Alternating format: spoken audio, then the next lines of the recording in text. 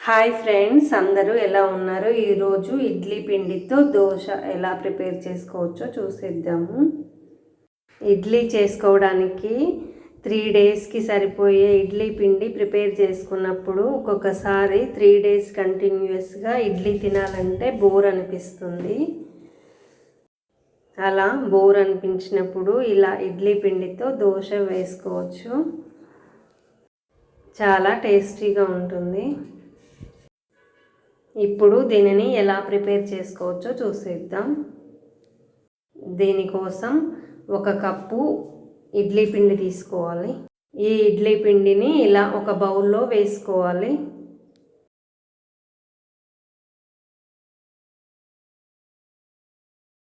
ఇలా ఒక బౌల్లో వేసుకున్న తర్వాత ఇప్పుడు దీంట్లో 1/2 కప్పు బియ్యం పిండి వేసుకోవాలి. బియ్యం పిండి కొంచెం ఎక్కువ తక్కువైనా వేసుకోవచ్చు. ఇప్పుడు దీనిని ఇలా ఒకసారి కలుపుకోవాలి. ఇలా కలుపుకున్న తర్వాత 1/2 టీ స్పూన్ జీలకర్ర వేసుకోవాలి.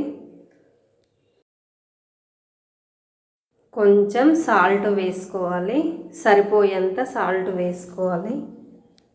ఇప్పుడు దీంట్లో కొంచెం కొంచెం వాటర్ పోసుకుంటూ పిండిని జాగ్రత్తగా కలుపుకోవాలి.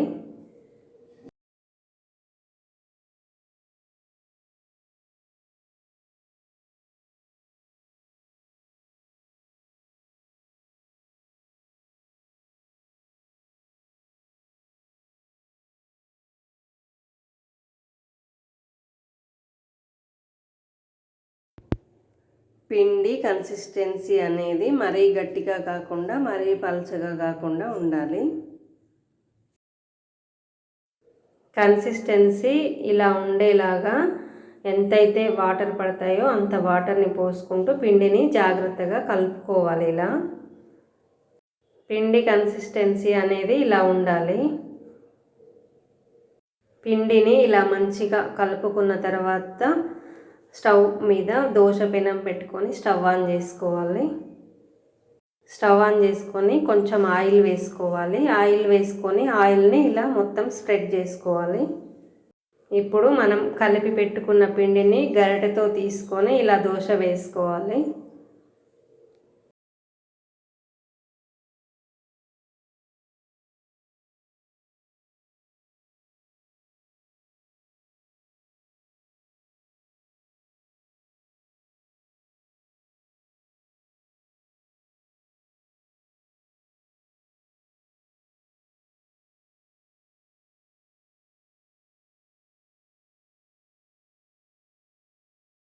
కొంచెం కాలిన తర్వాత ఇలా ఆయిల్ వేసుకోవాలి.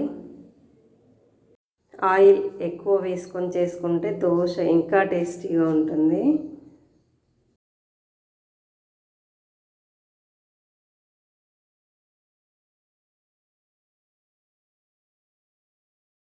దోశ మంచిగా కాలిన తర్వాత ఇలా టర్న్ చేసుకోవాలి.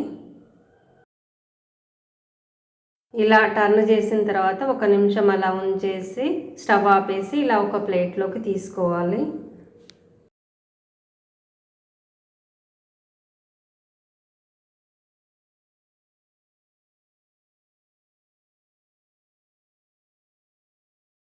అంతే ఫ్రెండ్స్, ఎంతో టేస్టీగా ఉండే ఇడ్లీ పిండితో దోశను ఇలా ఈజీగా ప్రిపేర్ చేసుకోవచ్చు.